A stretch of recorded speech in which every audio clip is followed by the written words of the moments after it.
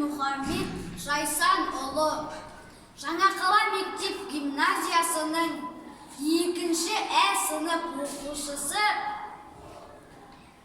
Абай Құнанбаев ұлы ақын, ағартушы, аудармашы, композитор.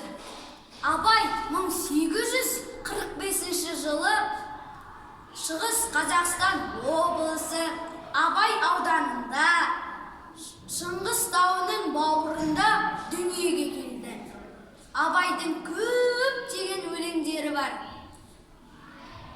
Ғылым таппай мақтанба, желсіз түнде шарғай. Абайдың сол мезгілдеріне деп арналған өлеңдері көп. Соның бірі қыс. Ақ киімді, денелі, ақ сақалды, соқыр мұлқау, танымас тірі жанды, үсті басы ақ қырау, түсі суық, басқан жері сықырлап келіп қалды. Демалсы үскірік, аяз бен қар, кәрі құдан қыз келіп әлек салды. Ұшпадай бүркін киген мұқшырайтып, аяз бенен қызарып ажарланды.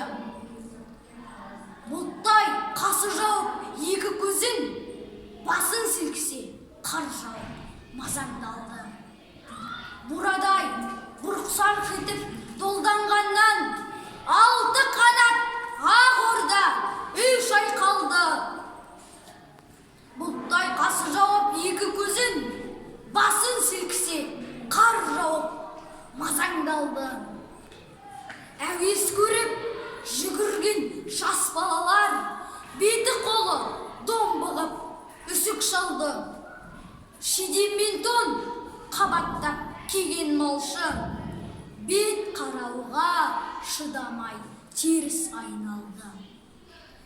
Қар тепкенге қажымас қайран жылқы, титтігі құру